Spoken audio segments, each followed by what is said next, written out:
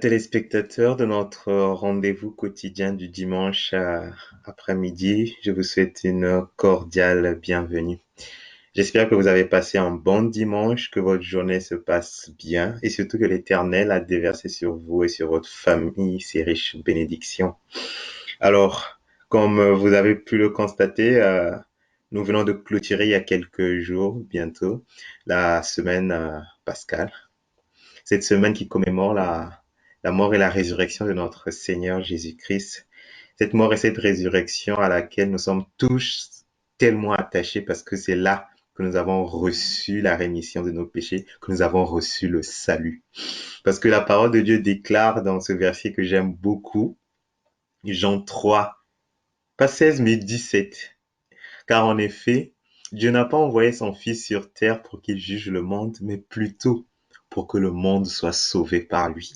Et sur ce verset que je voudrais ouvrir cette séance d'aujourd'hui, parce que justement Jésus a accompli exactement ce que Dieu attendait de lui. C'est-à-dire que par amour, il s'est offert tout entier pour que toi, mon frère, et moi, nous soyons sauvés et que nous puissions hériter de la vie éternelle alors que nous ne la méritions plus. Nous étions perdus. Et pour ça, nous lui disons merci infiniment. Je sais qu'en ce moment, il nous écoute parce qu'il a dit que là où deux ou trois sont réunis en son nom, il est où? Il est parmi eux. Donc, il est là avec nous, il est là avec moi, et ainsi qu'avec le pasteur Thomas Kaya qui est aujourd'hui à mes côtés, qui va nous partager justement sur ce moment merveilleux qui est la résurrection du Seigneur.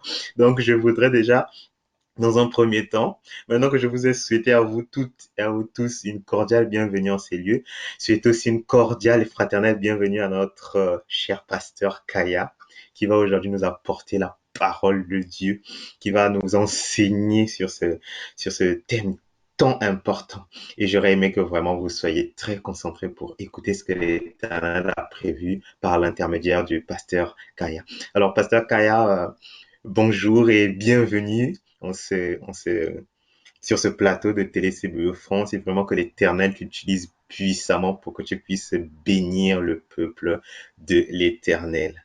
Alors donc, sans plus tarder, moi, je vais m'effacer et laisser vraiment toute la largesse au pasteur Kaya de pouvoir partager avec vous ce que l'Esprit de Dieu lui a mis à cœur à vous partager cet après-midi. Vraiment, moi, tout ce que je vous souhaite, vraiment que Dieu vous bénisse déjà et on se retrouve à la fin juste pour conclure ce moment. Mais je reste connecté et avec vous, nous allons suivre ce que l'Éternel a prévu pour nous.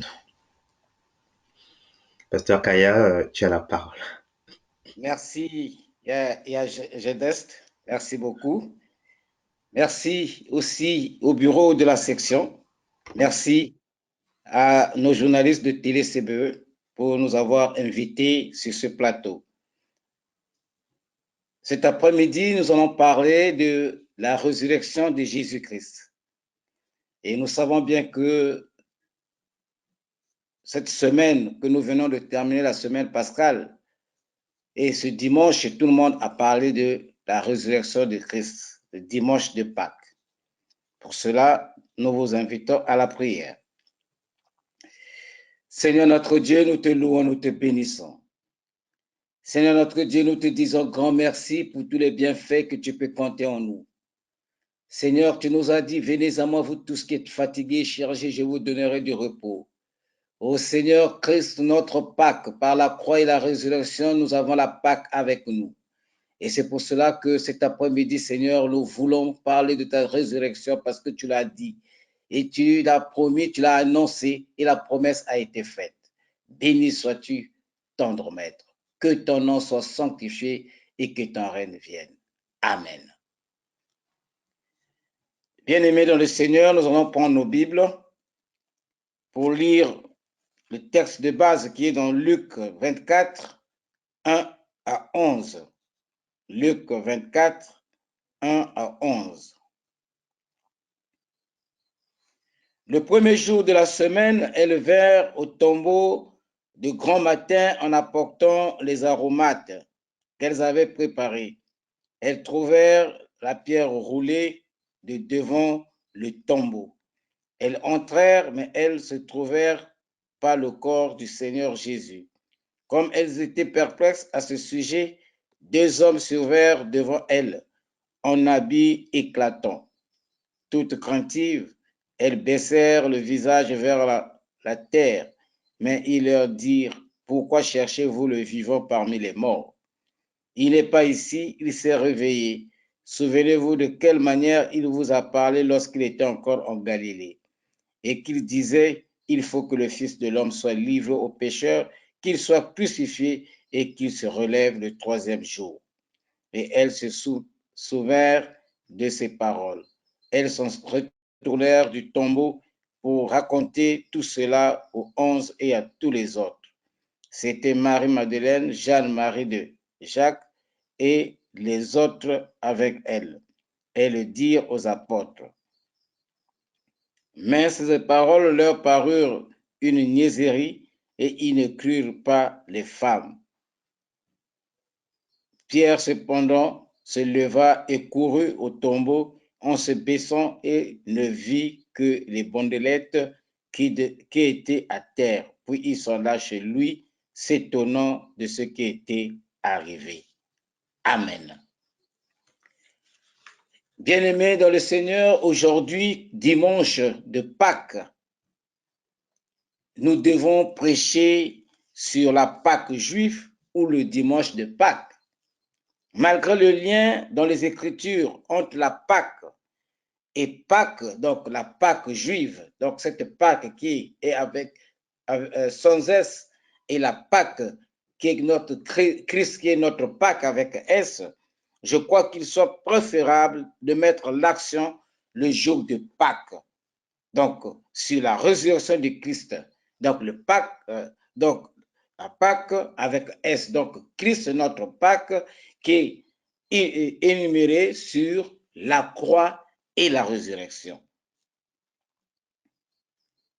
Le thème de la résurrection de notre Sauveur sera nécessairement mis en relation avec la croix, comme je viens de le dire, sur laquelle les rencontres du Vendredi Saint nous permettront de méditer plus longuement. Mais n'oublions pas que la résurrection de Christ a aussi d'immenses répercussions pour nous chrétiens et elle est trop peu abordée dans les prédications de manière générale.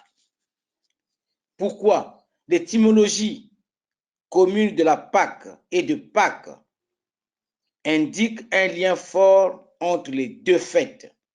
En effet, les premiers chrétiens qui ont célébré la résurrection de Jésus ont tenu à mettre cette nouvelle fête en relation avec la Pâque juive, ainsi dans la chronologie des évangiles.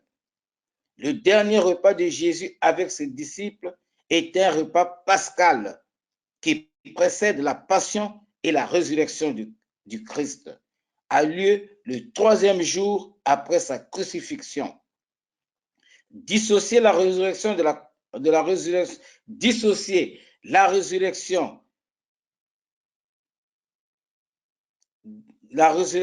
de la crucifixion, c'est tenter de rompre le lien entre Pâques et la Pâque.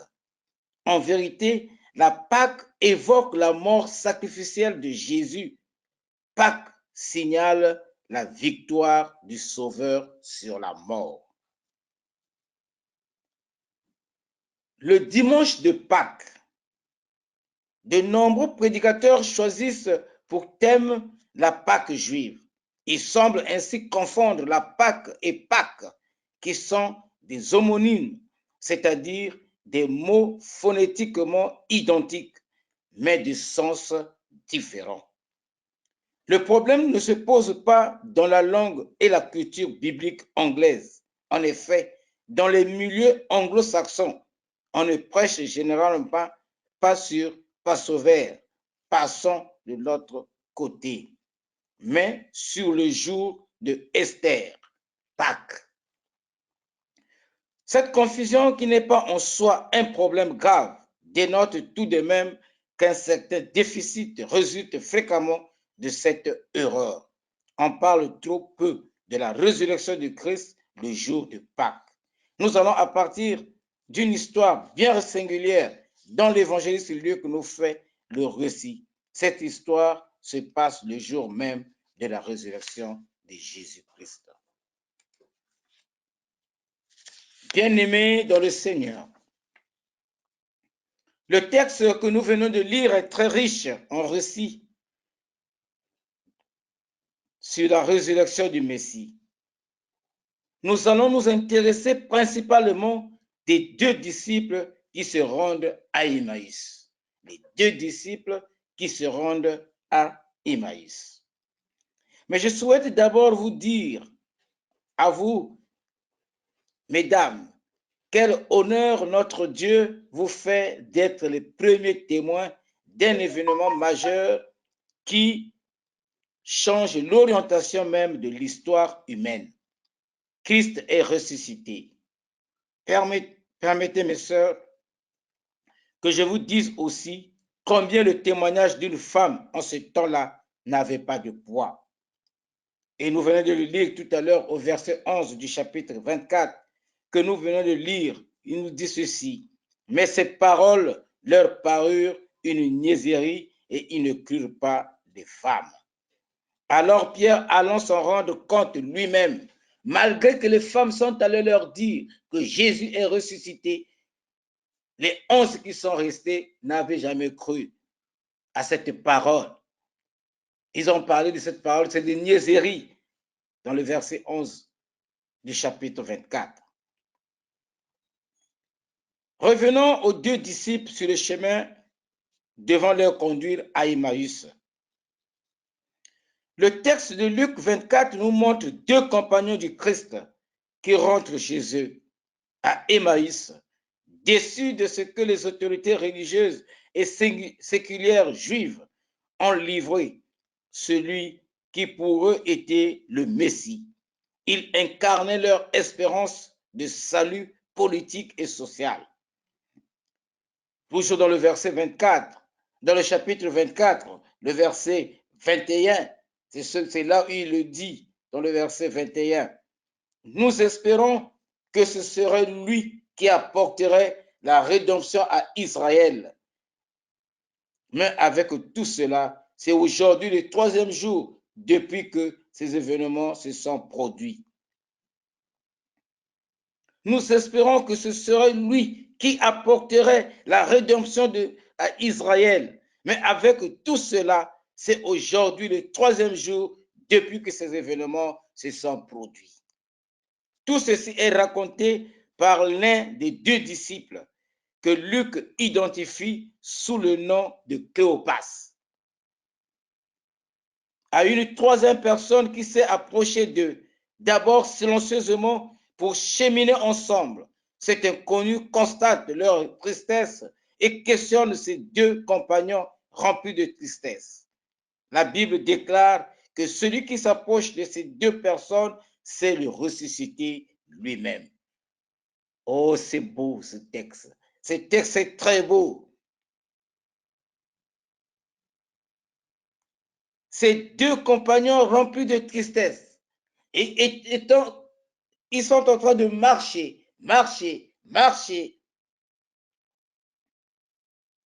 Dans leur tristesse, ils se disent, mais qu'est-ce que nous allons devenir? Mais quel est notre sort?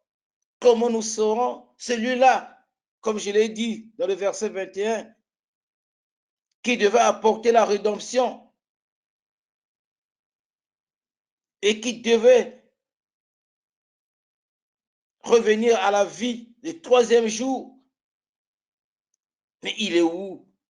Le moment qu'ils sont en train de se questionner, ils sont en train de murmurer, ils sont en train de parler sur la route, ils sont en train de partir sur la route d'Emmaüs.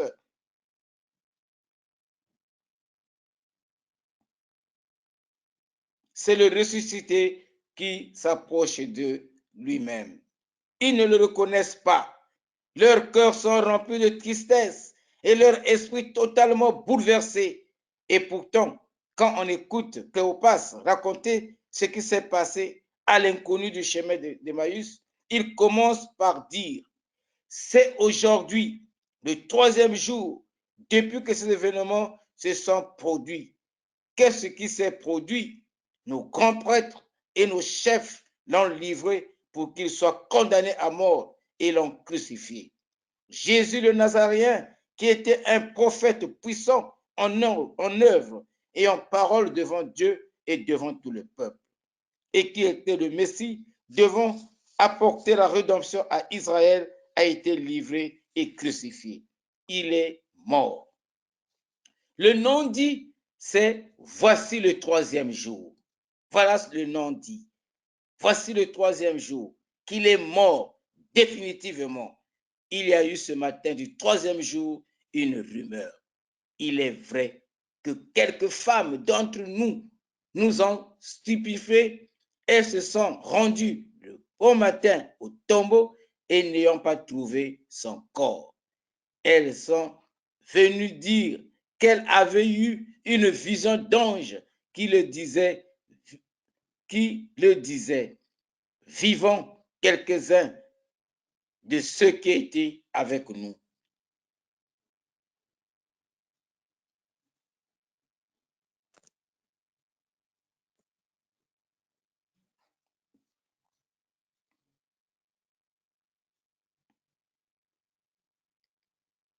Allô? Le Oui, Christ c'est... de... Ah, c'est bon, merci. Mais lui, ils ne l'ont pas vu. Cléopas le dit avec brio. Ils ont entendu le récit ou témoignage des femmes qui se sont rendues très tôt au tombeau après le sabbat. Mais ils n'ont pas cru. Les hommes qui s'y précipitèrent confirment le récit des dames, mais lui, ils ne l'ont pas trouvé, c'est-à-dire vu. C'est alors que le troisième compagnon, cet inconnu, les apostrophes et les interroge. Que vous êtes stupides, comme votre cœur est lent à croire tout ce qu'ont dit les prophètes. Le Christ ne devait-il pas souffrir de la sorte pour entrer dans sa gloire? Il se mit donc à les instruire à son sujet, au sujet du Christ. Et commençant par Moïse et par tous les prophètes, il leur fit l'interprétation de ce qui, dans toutes les Écritures, le concernait. Ah, que j'aurais aimé être là pour écouter le Messie, maître de la parole, investiguer les écrits sacrés pour enseigner ses deux disciples.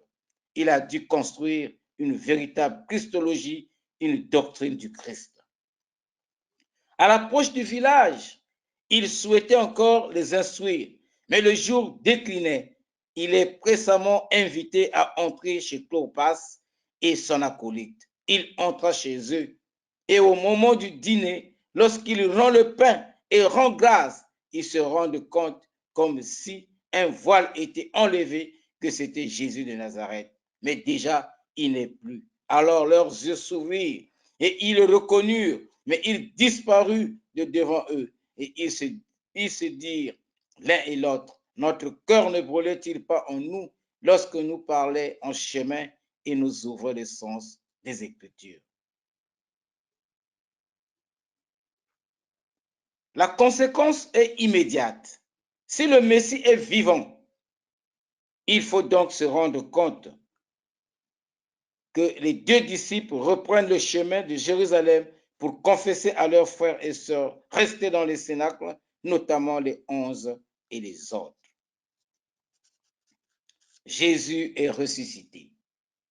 Il est ressuscité et il avait annoncé, il avait promis, et comme l'ange l'avait dit, que de le rencontrer à Galilée. C'est à Galilée que toutes nos souffrances vont terminer.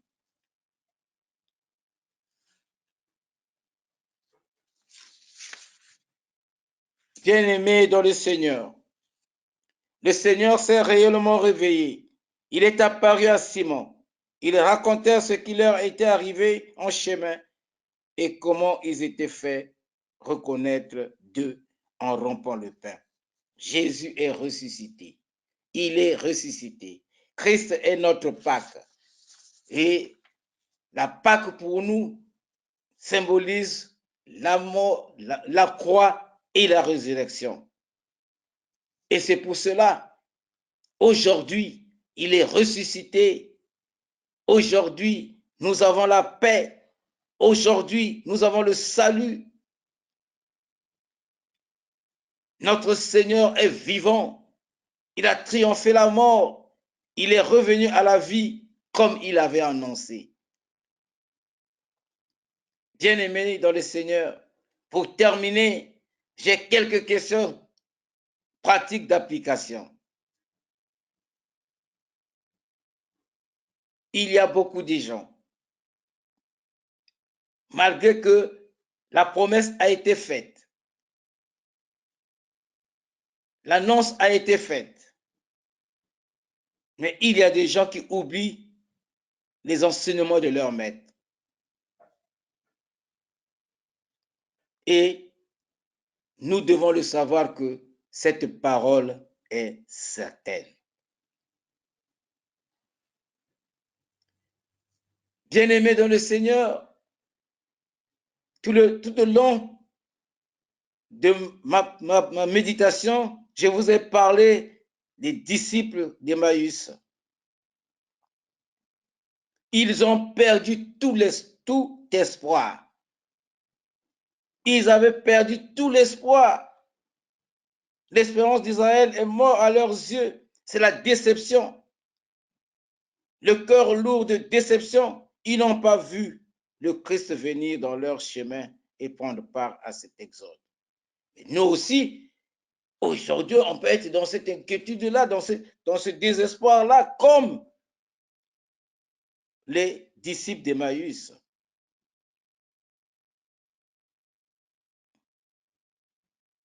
Bien-aimés dans le Seigneur, le Seigneur est avec nous. Il est avec nous parce qu'il a dit, oh, je suis dans la joie parce qu'il me dit, il a accompli sa promesse en nous.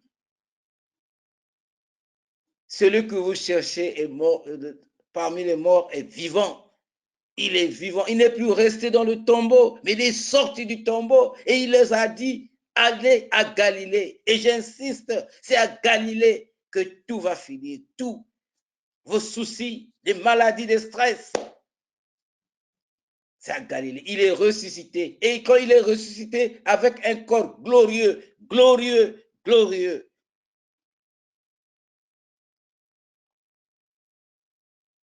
Le Christ est ressuscité. Il est avec toi. Et parce qu'il a dit, je serai avec vous tous les jours jusqu'à la fin des temps. Jusqu'à la fin des temps.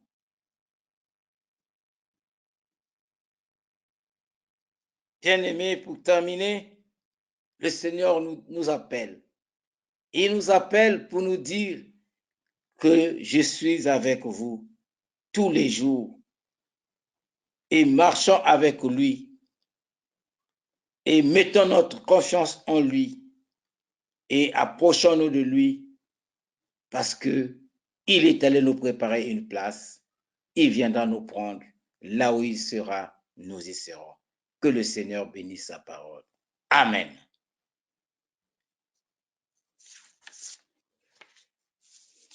Amen, amen, amen. Vraiment que Dieu bénisse sa parole aujourd'hui. Franchement, cette parole tombe à point nommé parce que justement, nous sommes nombreux à vivre des situations, que ce soit de bonheur ou de, je dirais pas de malheur, mais de difficulté, mais des situations dans lesquelles parfois nous oublions qu'il est là. Et franchement, le verset que nous a lu le pasteur à la fin du message, justement, est très parlant. Il a dit, je serai avec vous jusqu'à la fin du monde. On parle là, comme a dit le pasteur, de celui qui avait promis qu'il mourrait, certes, mais qu'il ressusciterait le troisième jour. Et s'il a été capable d'honorer sa promesse de ressusciter le troisième jour, serait-ce d'être avec nous jusqu'à la fin du monde qu'il n'honorerait pas? Mon frère, ma sœur, donc aujourd'hui, nous pouvons retenir qu'il l'a dit, donc il le fait, il est avec nous, il sera avec nous. D'ailleurs, les disciples l'ont vécu, vous avez vu, quand on lit tous les actes des apôtres, on voit combien il a tenu sa promesse, il était avec les disciples durant toute leur vie. C'est la preuve qu'il sera aussi avec nous. Vraiment que Dieu bénisse sa parole et qu'il nous aide à comprendre sur le chemin que nous marchons. Nous ne sommes peut-être pas sur le chemin d'Emmaüs, nous aussi, mais sur tous les chemins de la vie que nous empruntons, il est là à nos côtés, même quand parfois nous ne le reconnaissons pas, mais parfois par un petit détail, un petit mot. Par la parole d'ailleurs que nous a porté le pasteur Thomas Kaya cet après-midi, nous nous rendons compte que, mais oui, l'Éternel vient d'utiliser le pasteur Thomas Kaya pour nous rappeler qu'il est là.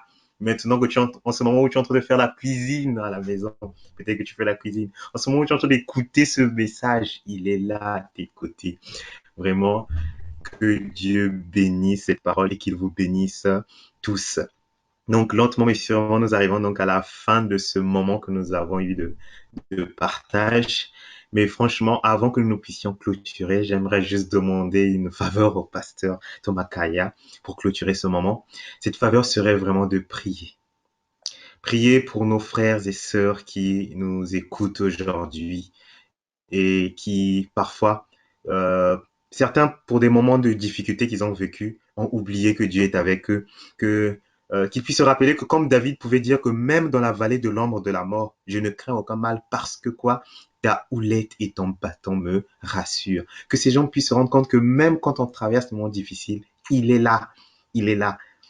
Il nous permet de traverser parce qu'il est à nos côtés pour nous donner la force nécessaire. Et même dans nos moments de joie aussi, je n'oublie pas aussi ceux qui vivent des moments de joie et de bonheur. Parfois, dans l'euphorie, on oublie que c'est Dieu qui a permis que nous en arrivions là. Et parfois, nous pouvons sembler oublier celui qui a permis tout cela. Mais vraiment que l'Éternel nous permette aussi à ces moments-là de nous souvenir de sa présence et aussi de nous réjouir que ce qui nous a fait cette grâce immense. Voilà ce que je demanderais comme prière avant que nous puissions clôturer. Seigneur notre Dieu, nous te louons, nous te bénissons. Seigneur notre Dieu, nous te disons grand merci pour tous les bienfaits que tu peux compter en nous. Oui, Seigneur, tu nous as dit, rencontre-moi à Galilée. C'est à Galilée aussi que tu as donné la mission aux disciples. La mission pour aller dans tout le monde, fait de toutes les nations des disciples. Oh Seigneur, c'est là où tu as donné la mission parce que le pouvoir t'a été donné dans les cieux et sur la terre. Oh Seigneur, comme vient de le dire tout à l'heure, Seigneur, dans notre parole et avec ce que ton serviteur vient de dire, que tu es avec nous, tu es là au milieu de nous, au cœur de nos vies, dans nos joies, dans nos peines. Tu es là, oh Seigneur, parfois on ne peut pas comprendre, mais tu es ressuscité. Tu as vu les deux disciples. Il fallait qu'ils étaient dans la tristesse, mais tu étais là, parce que tu dis, mais c'est le troisième jour, il nous avait promis qu'il sera ressuscité. Seigneur, aide chacun de nous. Aide chacun de nous à comprendre que Dieu est vivant, il est ressuscité. Qui Jésus, ô Seigneur notre Dieu, tu connais ce que nous attendons de toi parce que tu nous l'as promis. Seigneur, nous voulons aussi continuer à te présenter cette pandémie de COVID-19, Seigneur notre Dieu. Ce COVID-19, ce nom-là n'est pas au-dessus de tous les noms. Le nom qui est au-dessus de tous les noms, c'est ton nom, Jésus. Oh Seigneur, tu as écrasé la tête du serpent. Tu peux aussi écraser cette pandémie. Oh Seigneur, parce que tu l'as dit. Nous savons que tu l'as dit dans ta parole, que tout genou fléchira et toute langue confessera ton nom. Oh Seigneur, nous sommes agenouillés devant toi. Oh, écoute tes serviteurs, écoute ton peuple qui est en train de soupir et de crier comme le peuple, comme Bartimée, comme cette femme cananéenne qui a crié derrière toi, fils de David, aie pitié de moi. Oh Seigneur, par ta résurrection, oh Seigneur, viens écraser COVID-19, oh Seigneur. Fais-le.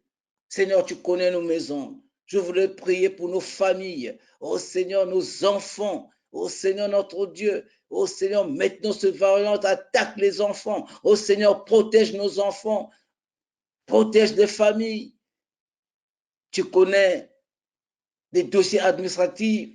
Les gens dans ce pays, il faut avoir des papiers. Oh Seigneur, pour faire quelque chose, pour faire une activité. Tu sais beaucoup.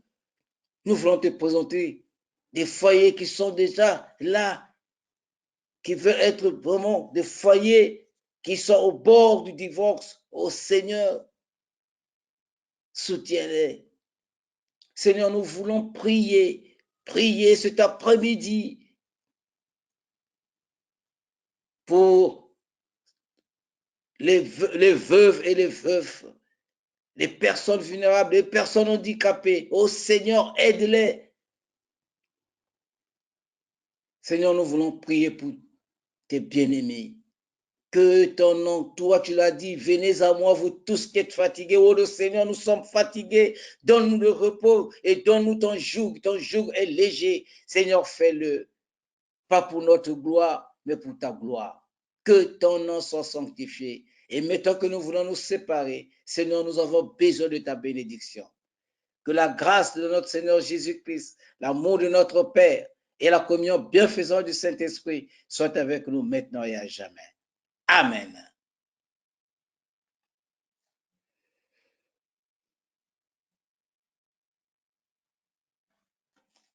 Amen.